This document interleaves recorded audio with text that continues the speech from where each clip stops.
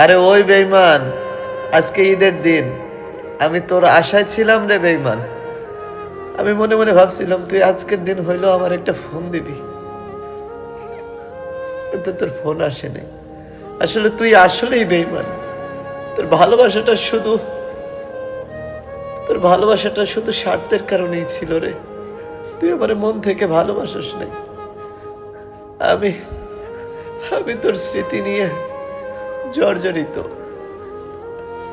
তোরা কেমনে ভালো থাকিস? একটা মানুষের মন খুন কইরা তোরা কেমনে ভালো থাকিস? তোদের মতো বেঈমানগুলো কেমনে ভালো থাকে? আল্লাহ তোদেরকে এই পৃথিবীতে কেন বাঁচায় রাখছে? তোরা যে মানুষের সাথে বেঈমানি করস, আল্লাহ কি তার ফল তোকে ভোগ করায় না? তোরা কি এর ফল ভোগ করবি না? আমার মতো একটা মানুষরা তুই ঠকাইছিস।